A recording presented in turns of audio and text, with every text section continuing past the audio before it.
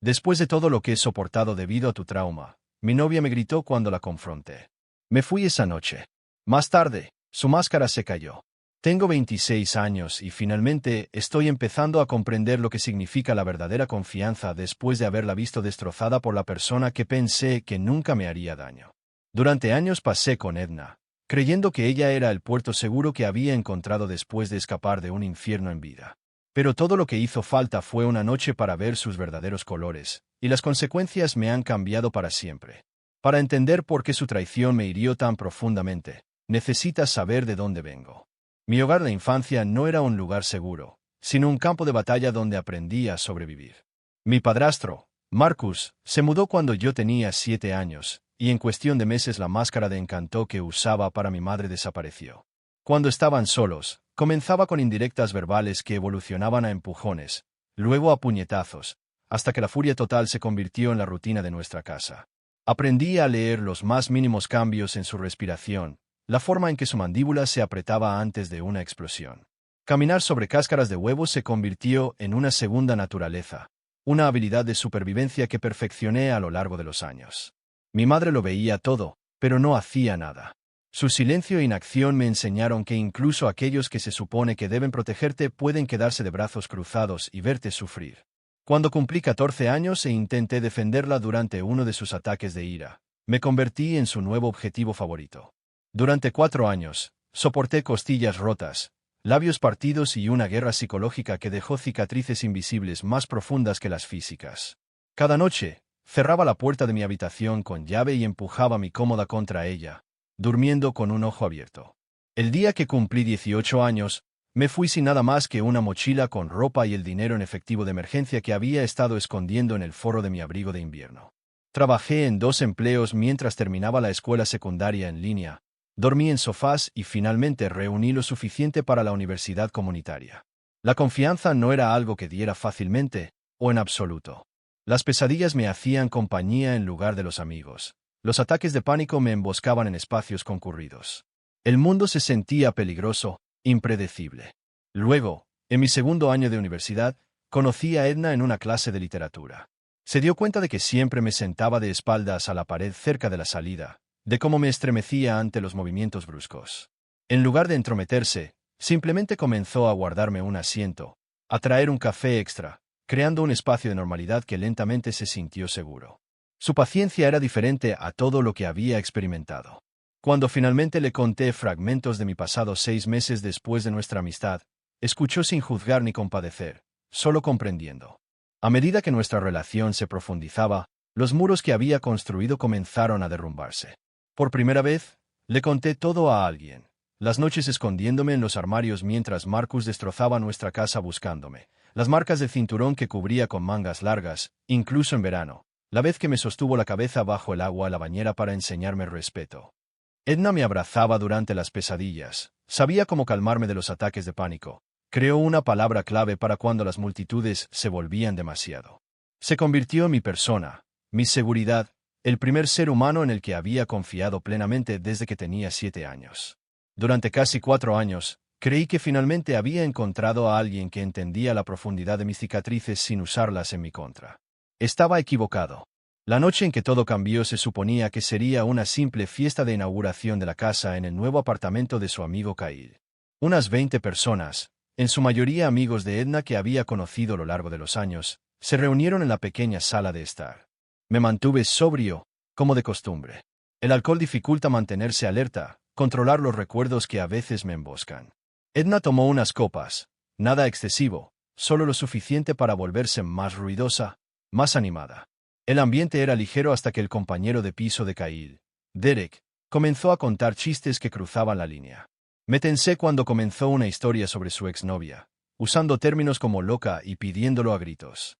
La risa de la sala se sentía sofocante, pero había aprendido a desconectar, a ir a otro lugar mentalmente durante momentos como estos.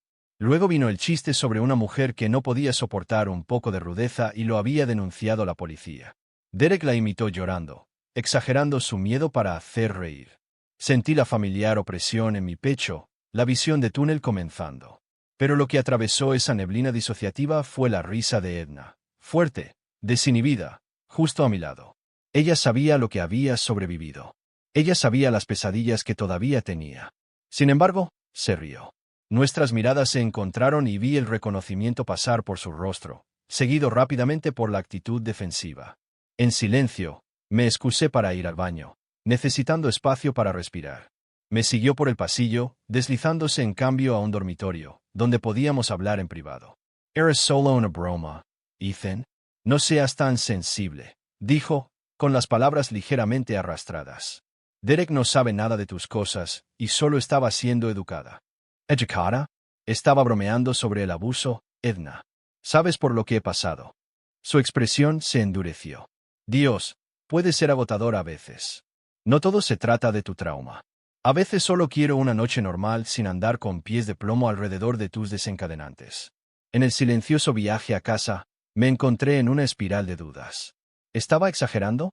Tal vez la gente normal podría reírse de esos chistes. Tal vez realmente era demasiado sensible, demasiado dañado para funcionar en situaciones sociales normales. Esta no era la primera vez que me sentía como un extraño en el mundo de Edna, como si mi respuesta al trauma fuera un inconveniente para ella. Una parte de mí quería disculparse por arruinar la noche, un reflejo arraigado por años de complacer a mi padrastro. Odiaba la facilidad con la que volvía a cuestionar mi propia realidad, mis propios sentimientos. La Dra. Wilson llamaría a esto automanipulación inducida por el trauma, la tendencia de los sobrevivientes a dudar de la validez de sus propias reacciones. Pero algo más profundo me decía que esto no se trataba solo de una broma de mal gusto. Se trataba de respeto, de la seguridad fundamental que pensé que existía entre nosotros. El viaje a casa fue silencioso, cargado de palabras no dichas. Dormí en el sofá esa noche, algo que nunca había hecho en nuestra relación. La distancia entre nosotros se sentía enorme, insalvable. Pero lo que sucedió al día siguiente convertiría esa brecha en un abismo. Estaba buscando el cargador de mi teléfono en la sala de estar cuando vi la tableta de Edna. La había dejado desbloqueada y apareció una notificación de su amiga Madison. Dios mío, la historia sobre su padrastro la bañera es una locura. Con razón está tan mal. Se me heló la sangre. Con manos temblorosas, abrí sus mensajes. Lo que encontré destruyó los últimos restos de confianza que tenía en ella. Durante meses, Edna había estado compartiendo los detalles más íntimos de mi abuso con sus amigas. Capturas de pantalla de chats grupales la mostraban relatando incidentes específicos que le había confiado, a veces agregando «pobre Ethan» o «es tan triste», pero a menudo con un tono de desahogo frustrado, como si mi trauma fuera una carga que soportaba para la aprobación de la audiencia. Tuvo otra pesadilla anoche sobre su padrastro encerrándolo en el sótano. Me tomó una hora calmarlo. Tan agotador. No puedo ir a la fiesta de Sara porque los ruidos fuertes desencadenan el TEP de Ethan. Salir con una víctima de trauma es tan limitante a veces, chicas. No creerán lo que hizo su madre cuando su padrastro le rompió el brazo. Nada. Simplemente lo llevó al hospital y les dijo a los médicos que se había caído por las escaleras. Los mensajes se remontaban a casi un año. Mis recuerdos más dolorosos, los momentos más oscuros de mi vida, reducidos a chismes para su círculo social. Personas que apenas conocía tenían un conocimiento íntimo de mi sufrimiento, mi vulnerabilidad, mi vergüenza. Cada reunión, cada fiesta a la que alguien me miraba con simpatía o evitaba torpemente ciertos temas, todos lo sabían. Todos se compadecían de mí a mis espaldas. Me senté inmóvil en nuestro sofá durante horas, con la tableta a mi lado, esperando que Edna regresara de su café matutino con Madison. Cuando finalmente se abrió la puerta, su sonrisa se disolvió al ver mi rostro. Sus ojos se dirigieron a su tableta y luego volvieron a mí. ¿Por qué?, pregunté simplemente, con la voz hueca. ¿Por qué compartirías esas cosas? Mi trauma privado, las cosas que te conté en confianza. Su negación se derrumbó cuando le mostré las capturas de pantalla. Su rostro pasó por la conmoción, la culpa y rápidamente aterrizó en la actitud defensiva. Yo también necesitaba apoyo, Ethan. ¿Tienes idea de lo difícil que es estar con alguien que tiene tanto equipaje? Solo estaba desahogándome con mis amigas. Desahart, convertes mi abuso en entretenimiento, chismes de chat grupal. Eso no es justo. Te amo. Te he apoyado en todos tus problemas. A veces solo necesitaba hablar con alguien sobre cómo me afecta a mí también. Podrías haber hablado conmigo. O'Connor terapeuta. No difundir mis momentos más vulnerables a personas que tengo que enfrentar en las fiestas. Empezó a llorar entonces, esas lágrimas que siempre habían derretido mi determinación antes. Fue estúpido, Lo sé. Lo siento mucho. Pero son mis amigas, nunca te juzgarían. Necesitaba una salida. A veces no puedes esperar que yo cargue con esto sola. Nunca te pedí que cargaras con nada. Take and find me historia. No era tuya para compartir. Sus lágrimas rápidamente se convirtieron en ira cuando se dio cuenta de que no me iba a echar atrás. ¿Y qué? ¿Un error y terminamos? ¿Después de 4 años? Después de todo lo que he soportado, tus pesadillas, tu ansiedad, tu incapacidad para hacer cosas normales como ir a conciertos o fuegos artificiales o restaurantes llenos de gente. He sacrificado tanto por esta relación. Esas palabras, soportado, lo cristalizaron todo. Mi trauma no era algo que ella respetara, era algo que toleraba y luego se quejaba a mis espaldas. En ese momento, supe que habíamos terminado. Empaqué una maleta con lo esencial y llamé a mi amigo Marcus, la irónica coincidencia de que compartiera el nombre de mi abusador, algo que habíamos hablado hacía mucho tiempo. No hizo preguntas, solo ofreció su sofá por el tiempo que lo necesitara. Antes de irme, le dije a Edna que necesitaba espacio y que la contactaría cuando estuviera listo. Sus súplicas y promesas me siguieron hasta la puerta. Las siguientes 2 semanas fueron un borrón de noches de insomnio y sesiones de terapia de emergencia. Mi terapeuta, la Dra. Wilson, con quien había estado asistiendo con menos frecuencia a medida que las cosas mejoraban, hizo espacio para citas 2 veces por semana. Validó lo que ya sabía en mis entrañas. Esto no era un simple error, sino una violación fundamental de la confianza que revelaba el verdadero carácter de Edna. Mientras tanto, los mensajes de texto de Edna pasaron de ser disculpas a manipulaciones. Primero vinieron las disculpas entre lágrimas y las promesas de cambiar. Luego las acusaciones de que la estaba castigando, de ser demasiado duro, incapaz de perdonar debido a mi pasado. Finalmente, recurrió a reclutar a nuestros amigos en común, muchos de los cuales comenzaron a comunicarse con preocupaciones que sonaban sospechosamente como sus puntos de conversación. La verdadera confrontación se produjo 18 días después de que me fui, cuando regresé al apartamento para recoger más de mis pertenencias. Lo programé para cuando sabía que estaría en el trabajo, pero ella debió haber estado vigilando mi auto. 20 minutos después de mi llegada, irrumpió por la puerta, con los ojos rojos e hinchados, pero con la expresión endurecida por la determinación. ¿Así que realmente estás haciendo esto? Tirando 4 años por un error, exigió, bloqueando la puerta mientras intentaba salir con una caja de libros. Después de todo lo que he hecho por ti, todas las noches que te abracé durante las pesadillas, todos los ataques de pánico, todos los eventos que me perdí porque no pudiste manejarlos. Así es como me lo pagas. Este no fue un error, Edna. Fueron meses de traición. Violaste mi confianza de la manera más fundamental. Su rostro se transformó en una máscara de martirio, con los ojos muy abiertos por la indignación practicada. No tienes idea de cómo has sido para mí, Ethan. ¿Sabes lo que dice la gente? Santa Edna, así me llaman a mis espaldas. La chica que sacrificó su juventud para ser una cuidadora. Lo he renunciado todo por ti. Vacaciones que no pude tomar porque no puedes volar. Fiestas que dejé temprano porque estabas abrumado. Relaciones con amigos que se cansaron de que cancelara planes porque estabas teniendo un mal día. He pasado 4 años de mi vida como tu terapeuta, no remunerada, y la única vez que yo necesité apoyo, necesité desahogarme sobre lo difícil que ha sido para mí. Actúas como si hubiera cometido un pecado imperdonable. La crueldad calculada de sus palabras me golpeó como un golpe físico.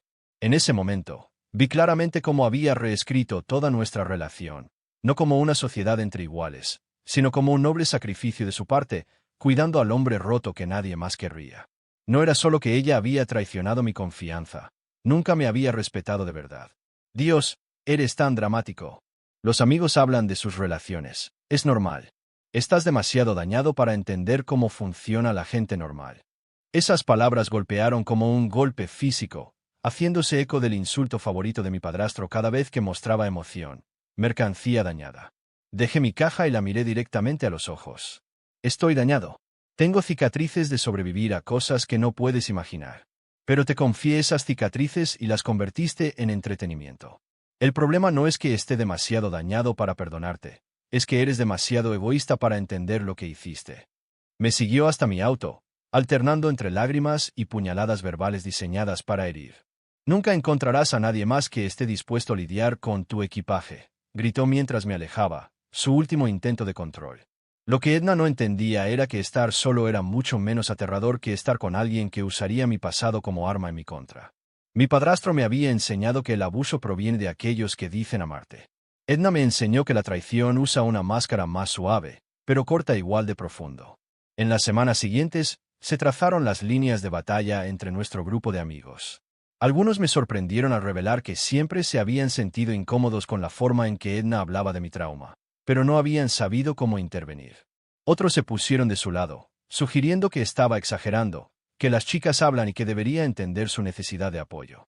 Algunos admitieron que sabían detalles que no deberían haber sabido, pero me aseguraron que nunca pensaron menos de mí por ello, como si su lástima se supusiera que me consolara. Un mes después de nuestra separación, encontré un apartamento al otro lado de la ciudad.